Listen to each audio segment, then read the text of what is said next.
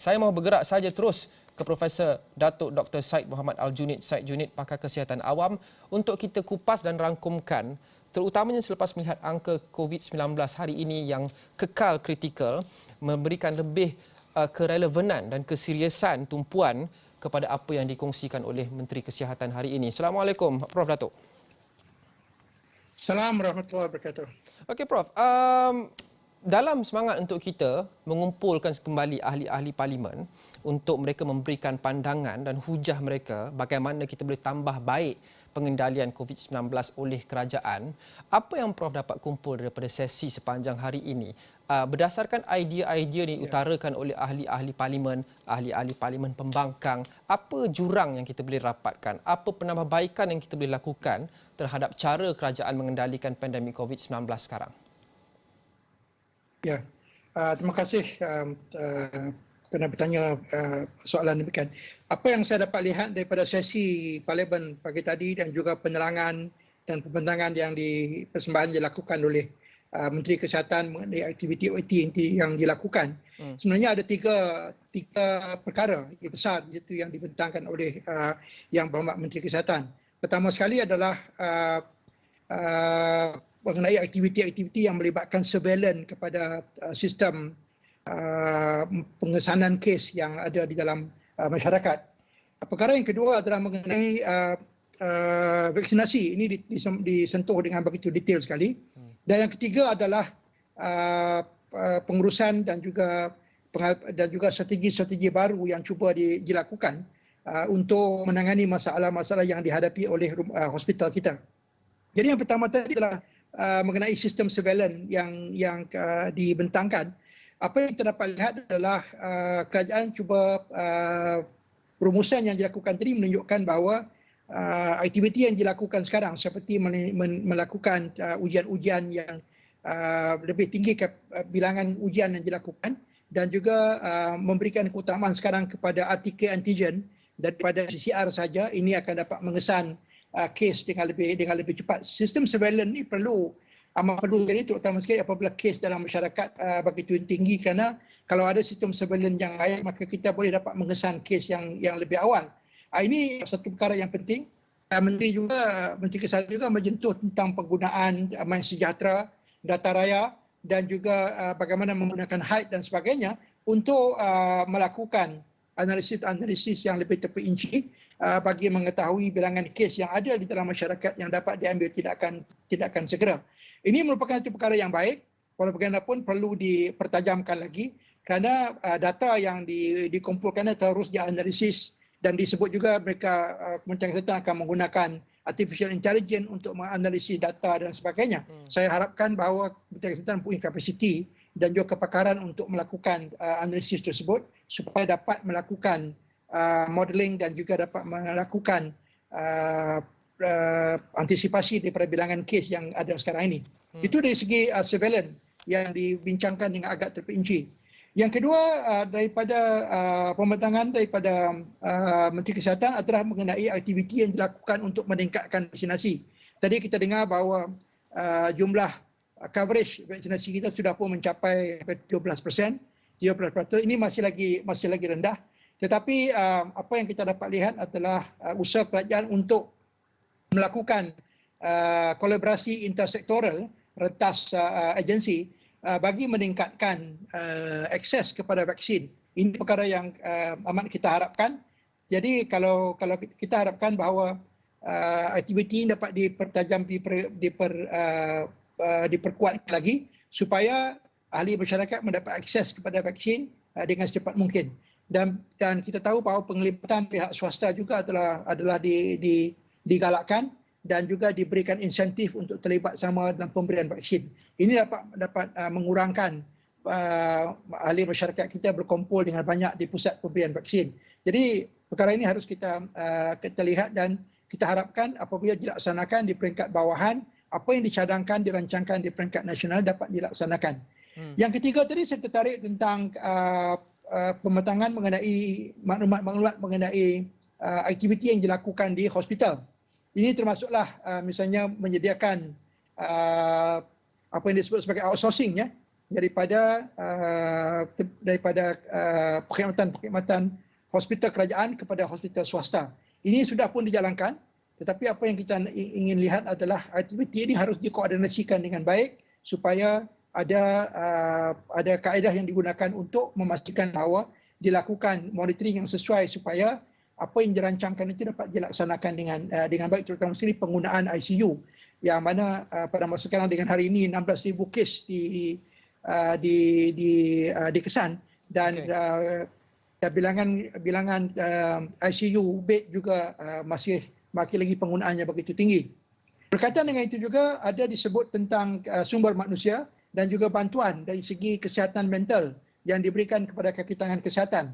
Ini amat penting sekali. Kita tahu bahawa keadaan yang ada di hospital kita sekarang ini begitu sesak sekali dan staf kita di Kementerian Kesihatan juga begitu letih dan juga stressful disebabkan oleh bilangan kes yang begitu tinggi.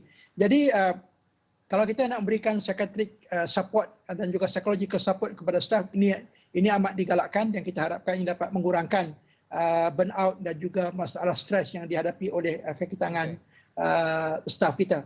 Satu lagi perkara yang disebut oleh Menteri adalah mengenai sistem keuangan, peruntukan keuangan untuk membeli vaksin dan juga memberi peralatan. Walaupun peruntukan yang diberi itu agak signifikan, tetapi kita lihat bahawa masih lagi banyak hospital yang memerlukan bantuan-bantuan luar untuk membeli peralatan-peralatan tambahan, oksigen dan sebagainya. Jadi ini bermakna peruntukan yang diberikan oleh kementerian itu harus disalurkan dengan secepat mungkin ke peringkat bawahan supaya dapat dilaksanakan dengan segera. Okey, Prof. Walau bagaimanapun ada Prof, kita berhenti seketika. Kita akan kembali selepas ini. Kita kembali selepas ini dengan pakar kesihatan awam Profesor Dato' Dr. Syed Muhammad Al-Junaid. Syed Junaid, jangan ke mana-mana.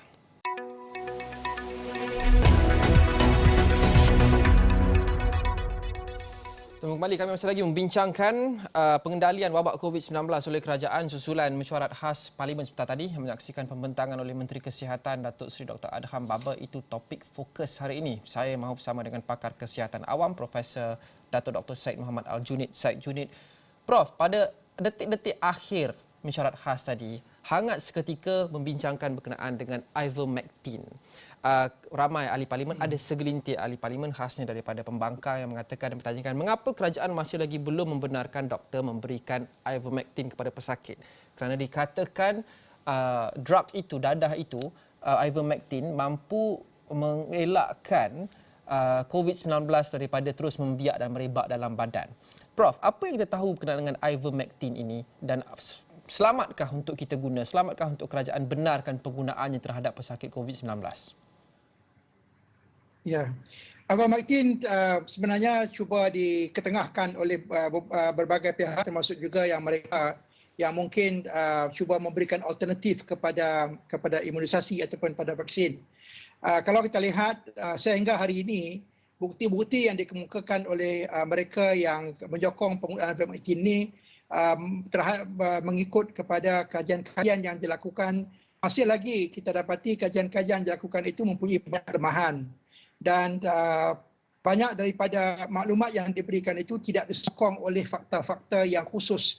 Apabila kita melakukan satu kajian dan juga melakukan, mereka menggunakan systematic review untuk melihat apakah ivermectin ini berkesan ataupun tidak. Banyak kelemahan-kelemahan dalam data yang digunakan dan sebagainya. Secara ringkasnya, sehingga hari ini ivermectin itu tidak dapat dibuktikan dengan jelas dengan bukti yang sahih mengatakan ianya berkesan untuk memberikan profilaksis dan juga untuk merawat pesakit-pesakit dengan COVID-19. Ia bukan merupakan satu ubat untuk COVID-19, tetapi digunakan untuk rawatan cacing dan sebagainya, dan pesannya itu tidak dibuktikan dengan begitu jelas. Jadi kalau ada pihak yang cuba mengemukakan perkara ini, maka Kementerian Kesihatan kita lihat telah pun mengambil inisiatif untuk melakukan ujian clinical trial, dan kita tunggulah sehingga hasilnya didapati. Ada dua perkara yang berlaku di sini. Pertama, ivermectin itu tidaklah selamat seperti mana yang digembar-gembar oleh setengah pihak. Setiap ubat mempunyai kesan sampingannya, dan kita tahu ivermectin juga mempunyai kesan sampingannya, dan tidak semudah atau tidak seselamat seperti mana yang dikatakan. Yang kedua, apabila kita mengemukakan satu rawatan sebagai alternatif kepada vaksinasi, tetapi kita tahu bahawa vaksinasi ini lebih berkesan, maka kita akan menyebabkan terganggunya sistem imunisasi atau vaksinasi yang kita akan lakukan. Ini akan menyebabkan liputan vaksinasi akan turun apabila masyarakat berpusu-pusu cuba mendapatkan rawatan tersebut, padahal rawatan tersebut tidak dibuktikan dengan berkesan. Okay. Kalau kita bandingkan di keberkesanan vaksin, hampir 85% ke 95% adalah keberkesanannya telah dibuktikan dengan ujian-ujian klinikal di berbagai negara dibandingkan dengan ivermectin yang tidak jelas dari segi kesannya. Okay, jadi Prof. saya rasa kita jangan kita harus mengikut disiplin ilmu dengan jelas dan juga pastikan bahawa pakar-pakar yang memberikan pendapat itu mereka betul-betul pakar dan mereka mendapat menggunakan bukti-bukti yang boleh kita terima dengan secara klinikal. Sehingga kini apa yang berlaku adalah kebanyakan di ujian yang dikatakan keberkesanan itu adalah ujian di luar tubuh manusia. Ini tidak bermakna ianya berkesan apabila digunakan untuk merawat penyakit COVID-19. Jadi kita tahu bahawa ada pihak yang cuba mempengaruhi ahli-ahli politik dan sebagainya supaya menyokong mereka, tapi ini merupakan suatu perkara yang tidak harus dilakukan dan serahlah kepada pakar-pakar sendiri yang tahu dengan jelas bagaimana mengendalikan kes ini. Kita ada ubat yang lebih baik lagi daripada ivermectin, termasuk juga vaksinasi, dan kita harus tumpukan perhatian kepada itu. Okey, baik. Terima kasih Profesor Datuk Dr. Syed Muhammad Al-Junid, Syed Junid Pakar Kesihatan Awam, dan kepada anda terima kasih kerana menonton Astro Awani sepanjang hari ini. Selepas ini adalah Awani 7.45, kita akan rangkumkan apa yang kita saksikan sepanjang hari di mesyuarat khas Parlimen. Bagi anda yang mungkin terlepas, seperti biasa destinasi anda adalah astroawani.com. Kita ada microsite CCTV Parlimen untuk anda mendapatkan rintitan dan juga intipati apa menarik yang dibincangkan sepanjang hari setiap hari di Dewan Rakyat dalam mesyuarat khas untuk 5 hari ini, termasuk pantau ahli parlimen anda apa aktiviti yang mereka terlibat di sana tadi, dan sudah tentu semuanya yang lain juga boleh dapati di astroawani.com. Terima kasih kerana menonton. Esok kita akan kembali jam 9 pagi sehingga 6 petang. Jumpa esok. Assalamualaikum dan salam sejahtera.